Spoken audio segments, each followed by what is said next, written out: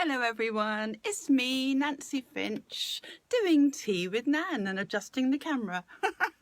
Hello, hope everyone's having a good Monday so far. I've got my cat cup today again because it's a nice big cup and I love to be sort of chilling out first thing on a Monday. If you get the chance just to have 5 minutes just to set yourself into a nice quiet space for the week, mentally, if you can, then that will do the world a good. So this is a really good opportunity just to sit and hear what we're going to be chatting about today and have a nice cup of tea, maybe a biscuit, keep warm. It's a lovely day out there, beautiful. The sun is shining. I've been in the garden already, lovely. Everyone's really busy though. I mean, they're all running around like, you know, headless chickens at the moment. So I hope you're not one of those, because if you are, you need to be still, you need to be quiet just to regroup yourself, which is always a good thing. Okay, so I'm wrapped up nice and warm today because it was a bit chilly out, but it's lovely. Very, very beautiful out here. I've got the woods out the back here, so it's really nice. If you're watching this later and you've missed me live, then just share it. Oh, hi, Jane. Nice to see you, gorgeous. I love to see you on here. It's really sweet. I hope you've had a good week. I'm sure that you're going to relate to a lot of what we're talking about today, which should be really good for you and for me and for everybody. Oh, heart to you too. How precious is that on a Monday morning? Well, afternoon, it's 12 o'clock. But it feels so fresh and clean, doesn't it? Another start to another week, my favourite day. So it's always about new beginnings, and we have a choice. Every single time that we think we haven't, we've got to remind ourselves we have. Okay, I mean, Mondays are a really good opportunity for you to think, yeah, I can put that stuff behind me and I can start anew again. I can do something that makes me happy, something that's going to fill my life up with a bit of happiness and reward, which is what you deserve. So Mondays, I always believe, are the best days because that's, as I say, power days, really. Hi, Lisa. Lovely to see you, darling. And Julie, you're here. I am well, actually, Julie. Thank you very much. Yes. Oh, it's very nice that you're here. It's lovely. I hope you got your cuppa and you're relaxing and you're going to spend a couple of minutes listening and talking to me about this particular subject today, which is all about grief. Now, that might sound like, oh, I don't want to go there, but it is such a good thing to talk about because what we don't realise at certain times of the year, like Christmas and birthdays and anniversaries, all of those things kind of bring up feelings from the bottom of our pond, if you like, from our subconscious to our conscious. And we don't realise that it's going to happen. We think, oh, we'll be fine, I'll just put it behind me or I'll put it over there. But what we don't realise is it'll creep in, and that thought, oh, hi, Faye, lovely to see you, darling. I haven't seen you for ages. I'll have to check on that. Yes. Oh, it's lovely, darling. Lovely to see you. So have a cuppa and let's talk about grief.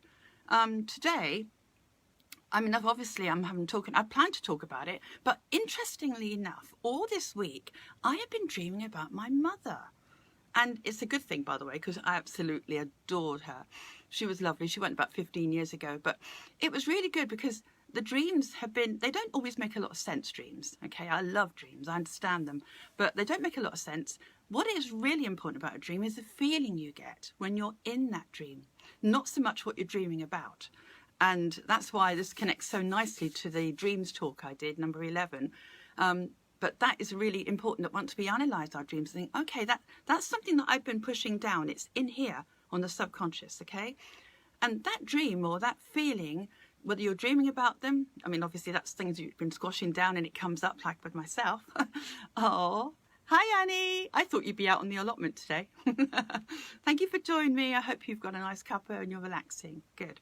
So I'm just talking about grief.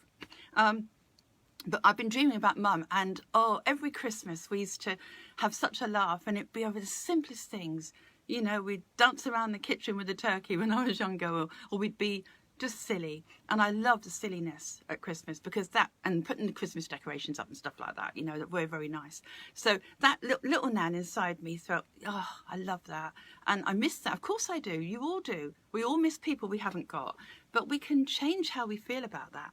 So just going back to the dreams I've been having all week, I always thank them. I kind of breathe out. The initial thing is, oh, they're not here.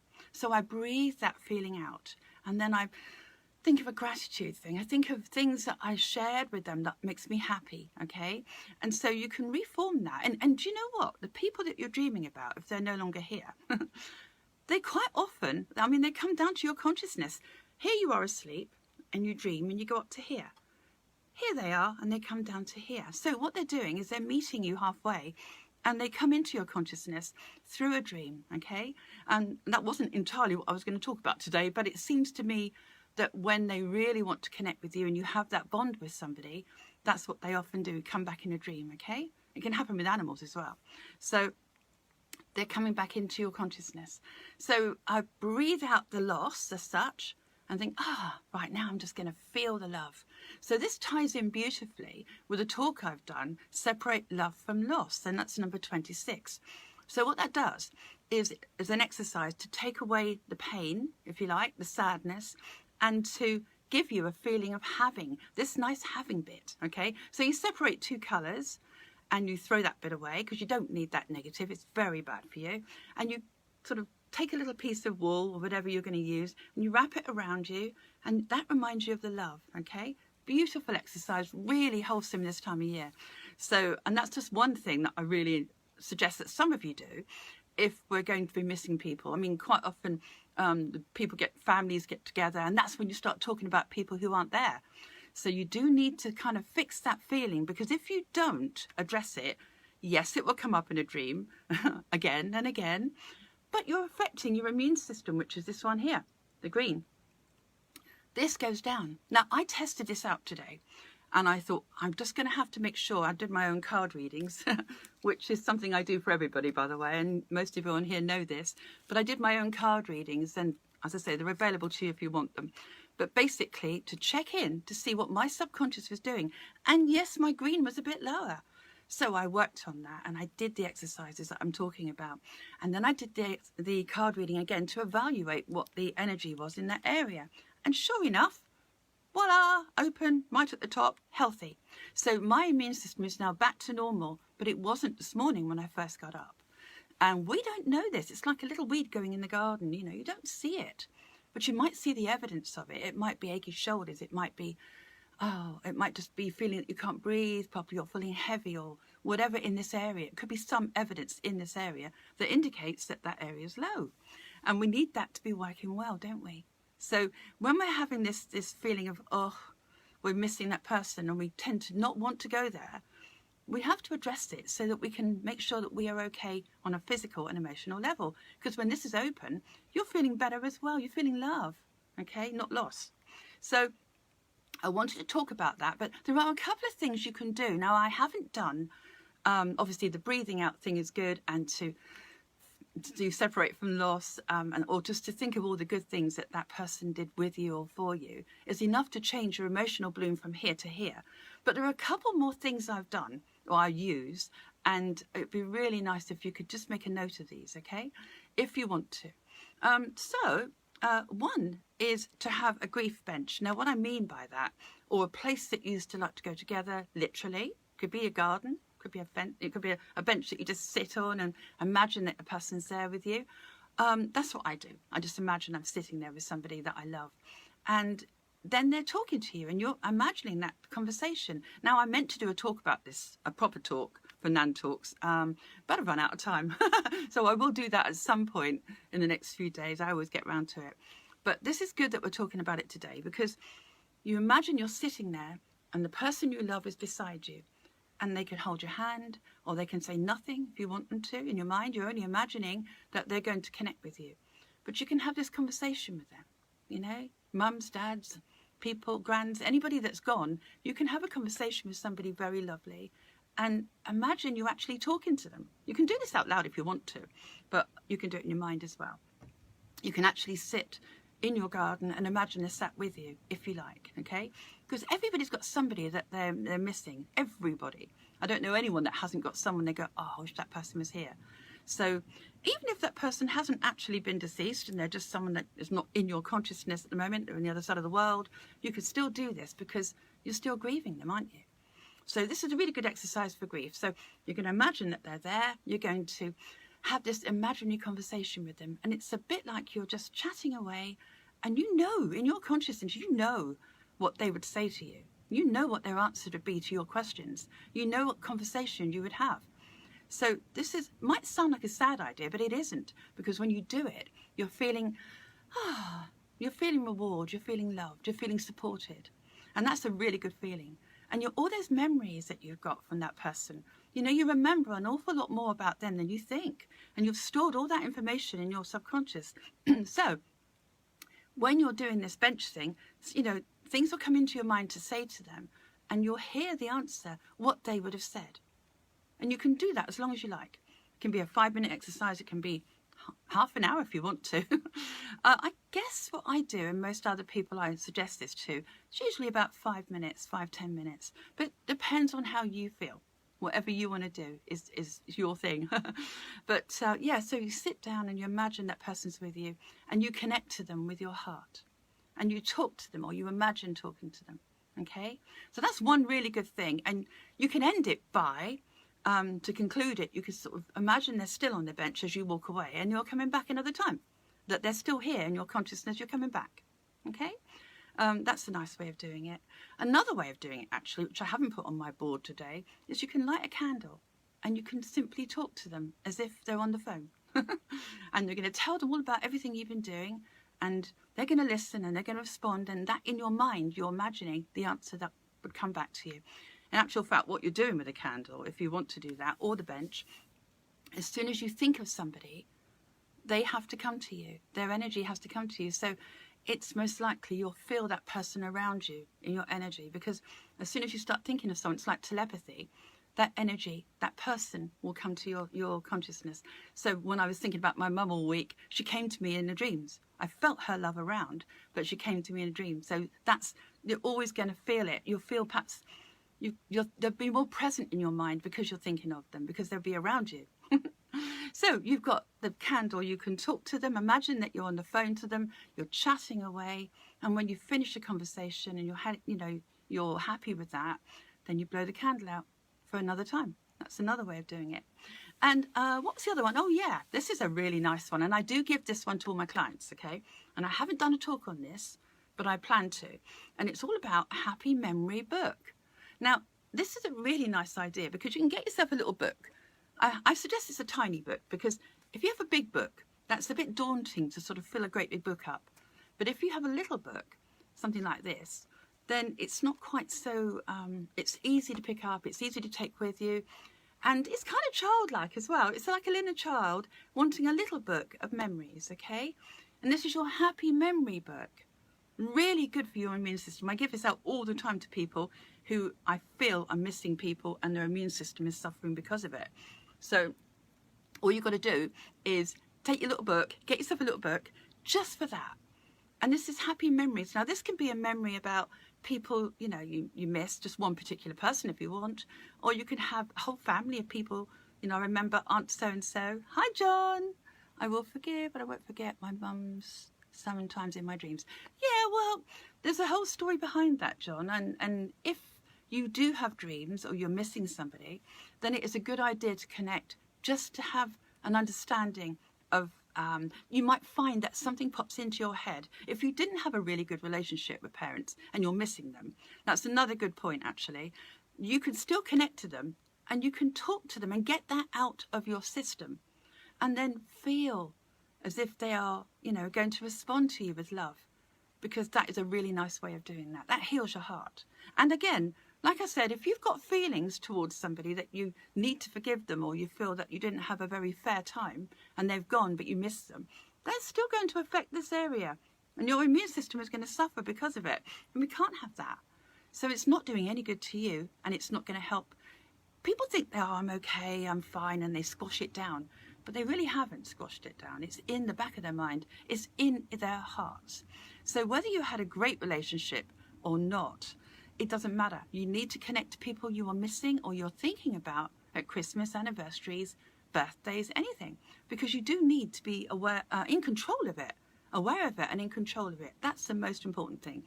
It's not in control of you. And that's what happens. You feel if there's been some injustice or you feel sadness, you feel that loss, and it also begets more fear and insecurity. Those two here will shut down, and that's your main battery. If you're afraid or you're worried, that's going to shut them down, and that's not good for your body, and it's not good for your emotions, and your emotional balloon will go down. And who needs that? So the Happy Memory book, that can also work in your case, John. If you had a little book and you could think, okay, that bit was rubbish, I didn't like that bit, but what about that bit?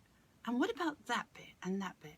Do you know, when you're looking at the good things that have happened to you, despite all the other stuff. I mean, I could have the same issue, and you know, I had a very challenging life, but I choose to look at the things that make me feel good, and if I find I'm missing that personal part of that experience with that person, I'm just going to write about those good things, because that's all that's really good for you, and it's good for your mind. It keeps you young, it keeps you happy, it keeps you well, and the really nice thing is that person will come back into your consciousness, and it gives you a chance to heal, or to be supporting yourself with that. You know, you feel their support, okay? And that might be something that heals you as well.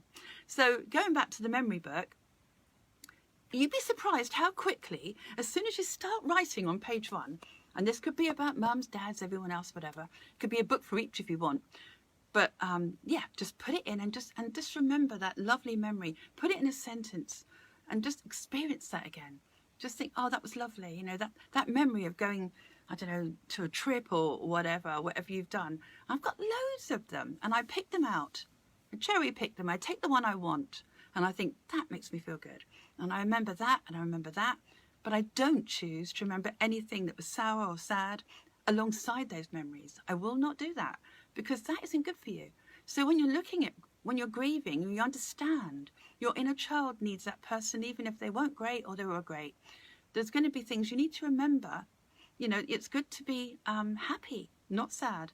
And otherwise, as I say, it doesn't do any good. It just begets more sadness. So if we could just be selective with those memories, okay? And choose to have things like, that was a lovely meal she made, or we went there, or I remember laughing there. Any of those things are really good for you, especially this time of year. Because there's not a person listening here that won't be affected by something that's happened in the past with someone who's not here. And you need to be able to heal that so you can have the best you can with your family that you have right now. And the vibe you give out will be different because you're happy in here in your heart. So you've got to learn to just be selective, get those happy memories and start putting them in. And the great thing about this exercise is that when you start doing it, within about a few minutes maybe, you might find, oh, there's another memory. I'm going to put that in. Because you're focused on happy memories, your brain will unlock from the subconscious, from the bottom of your pond, all the things that you've probably not been conscious of, that you've forgotten about. And so you go back to, oh yeah, I remember that.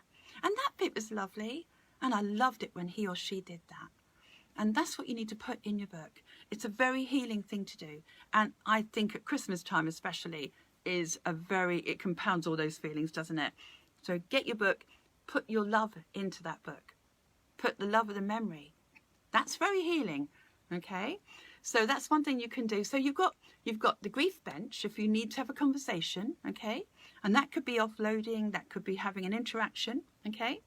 It could be how you feel. It could just be to touch base with them and tell them as if they were on holiday. Sometimes I sort of think, imagine they're on holiday and that you're just going to tell them how you feel, okay? And imagine how they talk to you. So that's one way of doing it. As I say, the phone one's a good idea with the telephone when you've got the candle burning, because then you've got structure. The candle's burning, you're connected to energy, you're doing the conversation, you finish the conversation, you end it. So it's you have to have some sort of closure on it. Otherwise, you're going to be thinking about it again and again and again, which doesn't serve you. It will shut down this one, and yeah, and you won't sleep properly, and you need to. So that's good.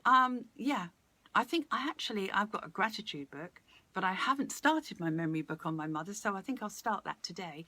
What a great idea, though. I mean, I give this stuff out to other people, and they do it, and they go, wow, I feel so much better.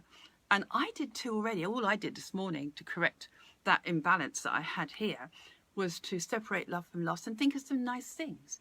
Well, if you didn't want to write in the book, and you didn't want to do the bench, and you don't want to do the candle, then all you can do is just think of maybe 10 good memories or good things about that person that you loved and kind of breathe them into you. Now that's a quick and easy thing to do, and there's no excuse. We can always do that. And I did that this morning. So it's a good idea. Your inner child will thank you for it. Okay? So I know that's it's a heavy subject when you talk about grief. Nobody wants to go there. But as I say, you need to keep well this time of year. Your immune, you can take all the vitamins you like, but and you could try and stay well, and your lifestyle might reflect that. But if you have thoughts and feelings that cause some kind of feeling, loss, then you're going to break this down, and we need that open, especially now. Colds and flus and everything else that's going around. We're not going to say the words, the C word. We're not going to, but we need to keep this open so that we are strong and we feel love and we feel light-hearted. Now that's worth having, right? So no pressure then. If this one's shut, we feel the pressure. Emotionally and physically we feel pressure, and we don't want that. So have a play with it. Let me know how you get on. You can come back to me on my email, nancyfinch@hotmail.co.uk, or private message me. If you're listening to this on YouTube later when I put it on, please like, subscribe and share, because I want to get more talks and inspiration out there. Makes me happy. My website, so you can listen to previous talks, including Soulmate. I did Soulmate Hands. That was lovely. And that's talk number 42. That's really good for your hormones. It's good for bringing love into your mind and your heart. Again, it's for your immune system. I got that written up there to remind me. So you need to have, maybe if you're missing somebody and, soulmate, perhaps you haven't got, that's another way of feeding your heart, okay? So that's on my website, www.nancyfinch.co.uk. So you can have a look at that and maybe even listen to the meditation I put on there recently, which is lovely. It was called The Rainbow Tree. And it was all about a eucalyptus tree that grows 240 feet tall. It's really good. And the sap of it kind of breaks, strips down the bark to reveal wonderful, vibrant colours. All the chakra colours. It looks like that. So if you listen to that, that's a holistic, that particular meditation is for every single chakra area. So I've chosen keywords and energy in each one of those. So that will definitely make you feel better, especially when I get to the green. So have a listen to that. If you listen to it with headphones or earphones, it's even better. So they're all there. They're there for you. And so what am I going to do next week? Well, Tea with Nan next week. Believe it or not, I've chosen to do Christmas stress. What talks can I give you that would help you with Christmas stress? Now, that could be any number of reasons why you get stressed at Christmas, but those talks, would probably be quite a few of my talks that are relevant to this. I've got a few in mind right now, like the wheel, etc. But it will be about being mindful of detachment and then being in control. And that's what I'm going to share with you next week at 12 o'clock. So it's going to be something you might need. I mean, it might just be because you've got to go Christmas shopping, or that you haven't got that yet, or family or something. Any number of things, okay? But stress isn't good for you. It shuts down this one here. And this is a yellow area. This is your stomach. It's really bad for your whole spine, your muscles, everywhere. It's not good for you. So, yeah, it's not enjoyable, is it? Well, it can be. It can be motivating, but you don't want too much of it.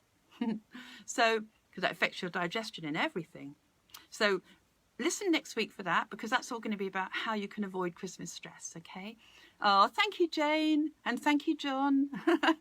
Interesting and helpful. Yes, thank you very much, Jane. Play with it. Give one of the exercises a go. Come back to me. It's from my book, really. It's really good, because the book I'm still writing. Haven't done it yet, guys. But it's all in perfect time. But the more you give me feedback on the exercises and the things that we talk about, the more I can tweak them to work for everybody, you see?